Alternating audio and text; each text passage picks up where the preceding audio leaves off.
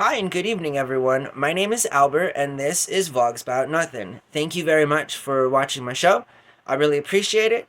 Tonight, I want to talk about voting. We've been talking about voting so much. I promise, at the end of election season, we'll be done talking about voting, all right? It won't be a thing. We won't talk about it anymore.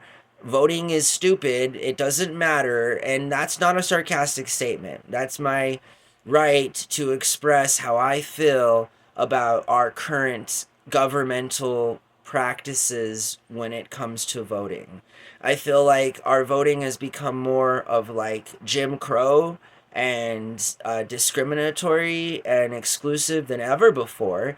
And that's why tonight I want to talk about why I think that only rich people benefit from voting and why I feel like only rich people care to vote in the first place.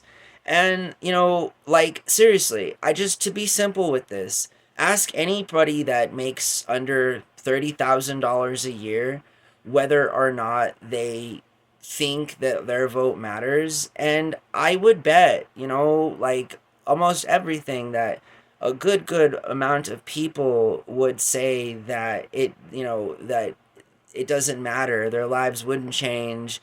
And in fact, it's those people who couldn't even get like a day off of work because they can't afford it to go down to the voting polls and practice again what I prefaced as modern Jim Crow laws, the National Voter Registration Act, the NVRA, things like this, things that target um, predominantly, lower earning parts of the population and make them reform or conform to new applicatory standards to continue to be able to vote. Jim Crow laws are, in a nutshell, laws that were implemented to prevent black people from voting. And I mean, the suffrage movement happened as well, and that concerns the woman's right and ability to vote. I mean, do we even have protection to vote for people that identify as transgender or non-binary? Or I mean, serious, like, because there should be, right, if we've already discussed the other things. um I just feel like voting benefits nobody but rich people, and I feel like politicians don't even pay poor people any kind of mind now at all. Like, I've not heard a single Democrat or a single Republican. The only politician mainstream that I've ever even heard like the word poor or working class come from are people like Bernie Sanders. A person, Bernie Sanders. He's the only major, including people like as extreme and liberal, one might argue, as like AOC, even like seriously, like I just do. Why does nobody want to help poor people anymore? Like, and why do rich people think it's okay that like voting is cool for them, but poor people shouldn't do it? The answer to that question is obviously something we've talked about before, and that's because there are way less rich people than there are poor people, and rich people understand that if poor people had an opportunity to really vote for people that would change their lives, it would in fact be against their interest, right? Because then they would lose the ability to continue to over exploitate us, as if it over exploitation was a thing. But I think it is a thing because there is the exploitation um gain thing. Like, there's actually a lot of what we talk about just like willy-nilly impromptu here on the channel.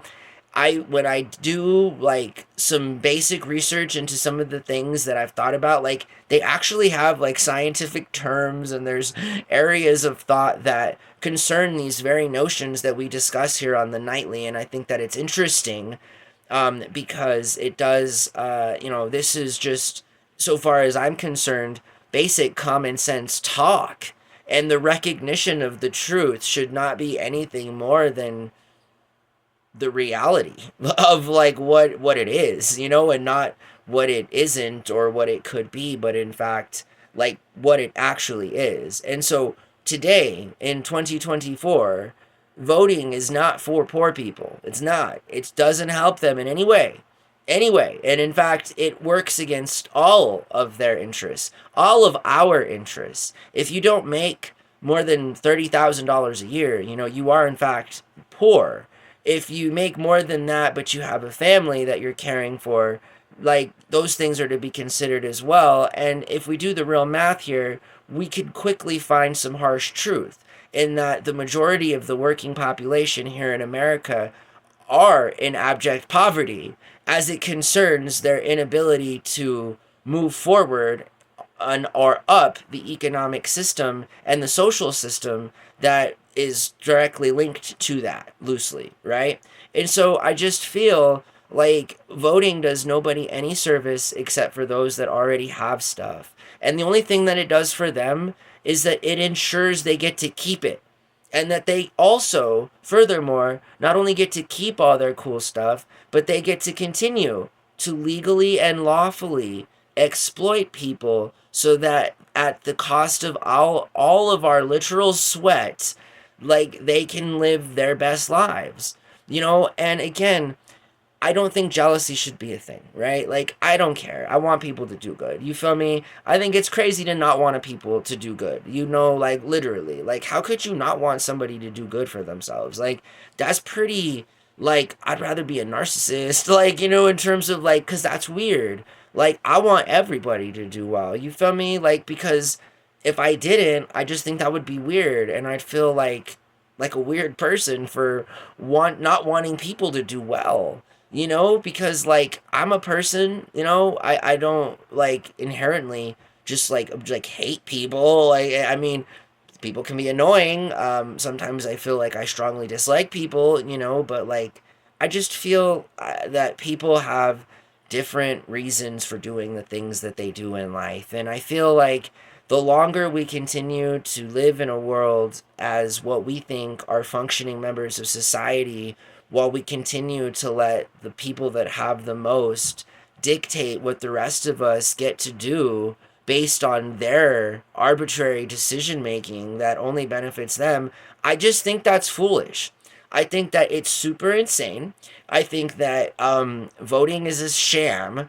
I think that it only benefits wealthy people. The wealthy people that get elected only help out their wealthy friends. I've not heard of a single major political politician or major candidate discuss anything relevant as it concerns making people's lives better, right? I've heard a lot about making organizations better and bailing out banks and like interest rates and inflation and all, but like I've heard nothing about improving the quality of life for people.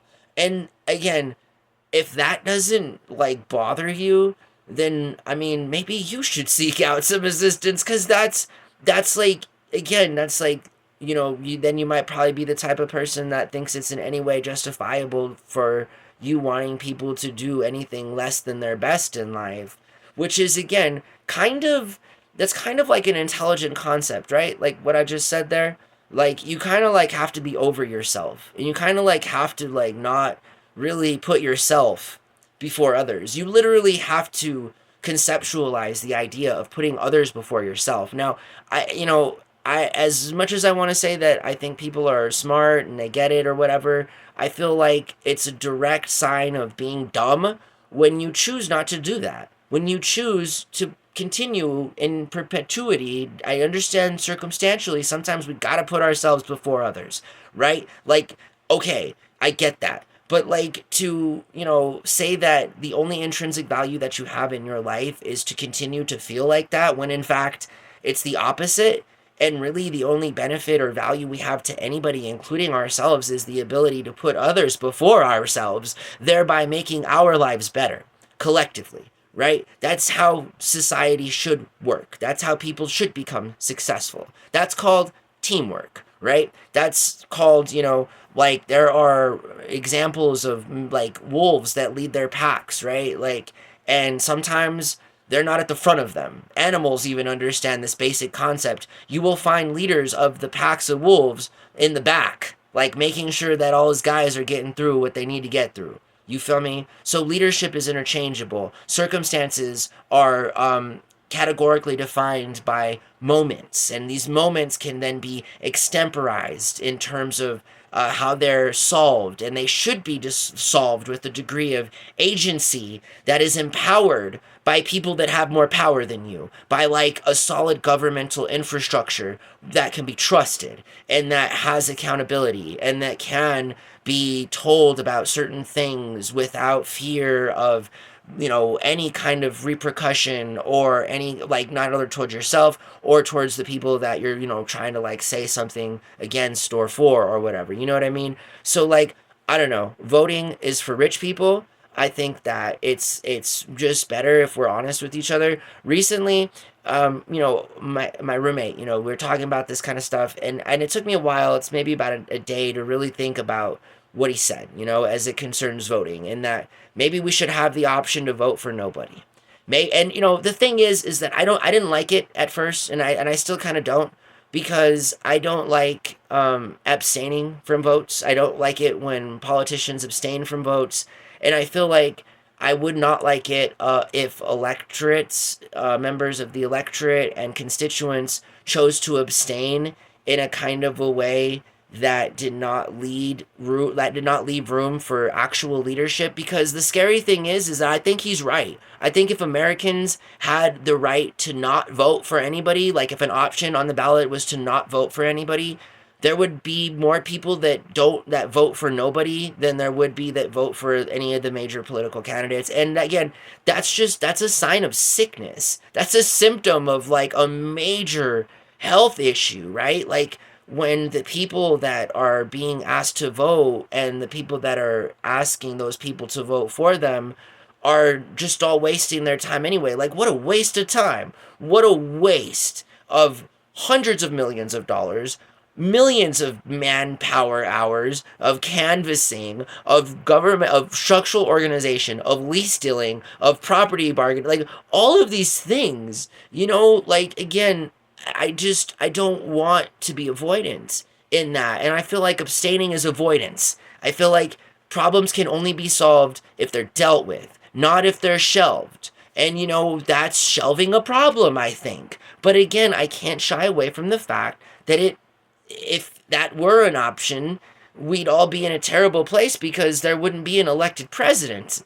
And that's not any place that a working democratic republic that is arguably the leader of the free world, that's not a place that we can afford to be in. Like, legitimately. Like, we can't even afford to do those kinds of things in a world that is very competitive, and where kind of even the shortest of comings can really undo a lot of the work that a lot of people have contributed to at this particular point in time. And good or bad, it's, the thought that good will ultimately prevail, and the recognition that bad has happened and that it has occurred, it continues to occur, and it can only be prevented if we in fact recognize it and we talk about it and then choose to stop it, right? So I hope that you guys have a really good night. Definitely choose to continue to watch my show because I really appreciate it. I'll be gracing your screen, devices, and or monitors at least 4 times a night up until the end of the year, at which point we will have 1,000 videos, and I can finally say in my own little meaningful, less, just my own little existence, I can say that I did something I said I was going to do. This is really important to me. It's more important to me than money, than any sort of, I need to get this done. Like, this is a big part of, I feel like, what it's going to take for me to completely feel comfortable as an adult, growing up and being the person that I want to be, and all these other things. So I hope that you guys have a really good night. Thanks for watching my show, and until tomorrow, bye.